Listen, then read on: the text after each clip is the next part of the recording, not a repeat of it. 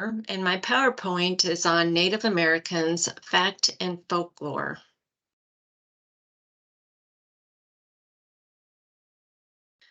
The objectives are listed here.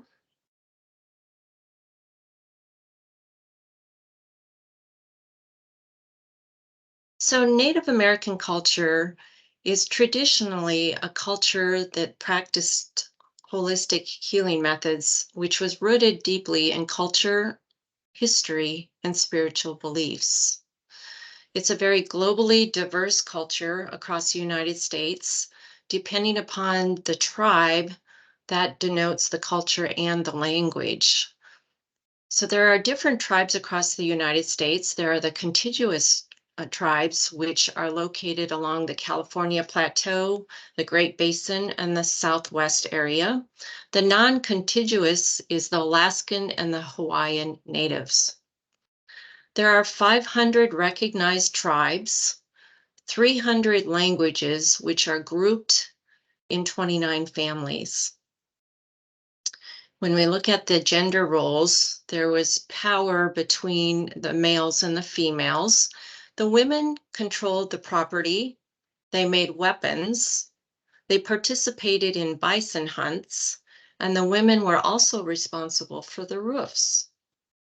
The men were busy hunting, fishing, and defending their territories and their land. Tribal councils were the governing body.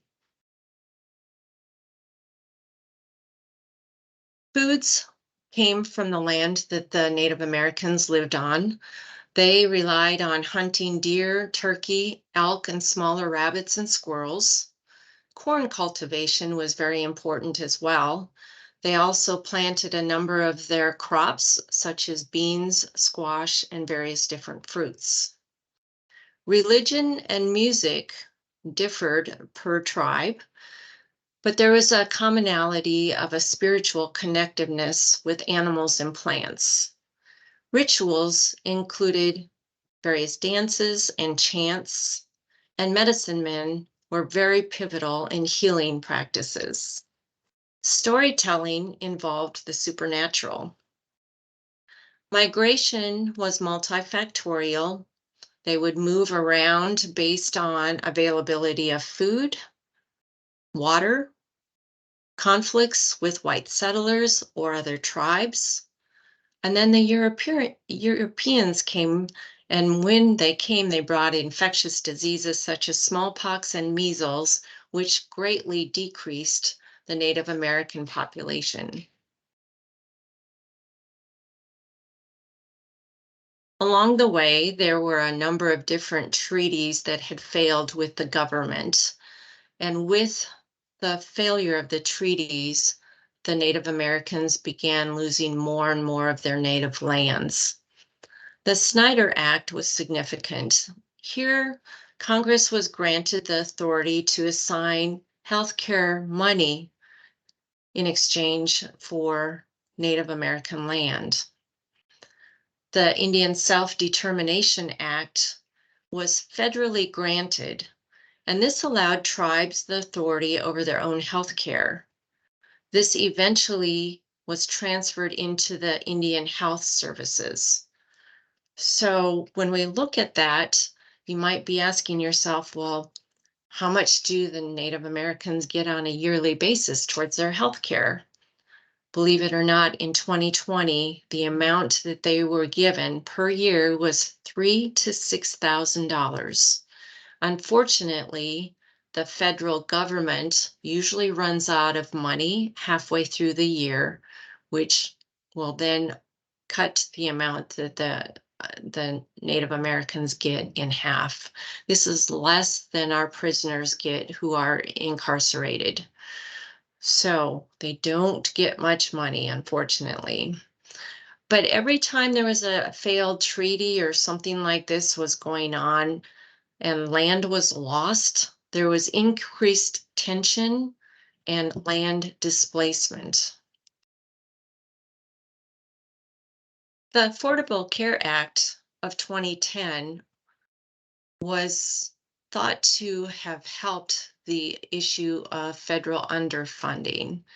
It allowed a longer period for healthcare enrollment into Medicare, Medicaid, and to VA benefits. It also expanded Medicaid eligibility. Unfortunately, despite these intended improvements, Native American elders expressed fear, confusion, hesitancy towards healthcare availability and affordability. They were also very concerned about provider turnover. But overall, the healthcare system in their eyes was seen as just so complex and too difficult to navigate. There are a number of different social determinants of health in this population. 28.3% live at the poverty level compared to the national average of 15.5%. Their median income is $37,000 compared to a nationwide median income of $53,600. 23.1% do not have health insurance. There is great disparity in education. The dropout rate from high school in 2015 was recognized at 14.6%. There also are poor housing conditions. 60% of Native Americans still live on reservations in South Dakota and Montana. These reservations often don't have clean water, effective sewer systems, or electricity.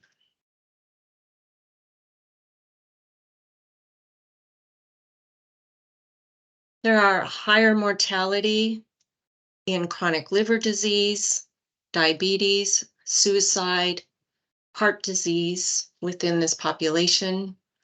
They also experience twofold higher risk of hepatitis and STDs such as chlamydia and gonorrhea. There is a 4 to 5 year lower life expectancy. There is higher drug and alcohol rates compared to adolescents of other races and ethnic groups. And amongst older adults, they rank second with dementia. I chose Purnell's transcultural model because it was just holistic and it was a very detailed framework. It also pulls in self-awareness and a lifelong acquisition of knowledge and development of skill. It looks at 12 different aspects of individual cultural identity, such as nutrition, death rituals, high-risk pregnancies or high-risk behaviors, etc., etc. There are 3 continuous cycles, primarily the family, the person, and the community, which all leads to global society. It's aimed towards cultural competency. And here's a picture of all the different dimensions of the Purnell model.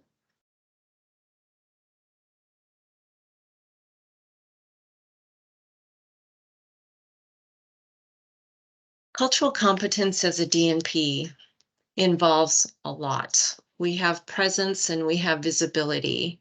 So our prioritization should be to incorporate the patient, the family, and respect each culture that we come across and take care of these individuals without any type of bias. We can lead by example, we can identify missed opportunities and learn from them, and we can be patient advocates. We can increase our cultural awareness and sensitivity as individuals and as systems, and we can also integrate principles of cultural competencies with onboarding of new staff, not only when they're hired, but on a regular basis so that awareness of diversity is kept front and center so we can all become better at it. Many different areas can be researched further, not just in Native Americans, but across the board in any and all minorities. We can explore healthcare access in rural areas. We can examine access and barriers to preventative care and vaccinations and health education programs.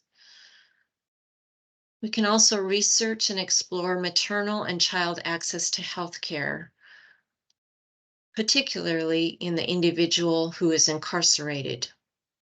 What possibly does that look like in any of these scenarios?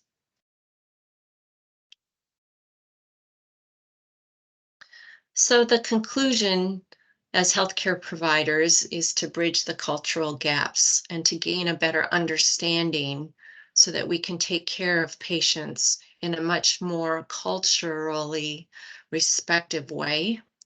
We can foster cultural competence and we can improve healthcare outcomes. So, exploring Native American cultural beliefs and values and health disparities has provided valuable insights. Integrating these into Purnell's comprehensive model has helped to understand and address the unique healthcare needs of the Native Americans. Thank you very much.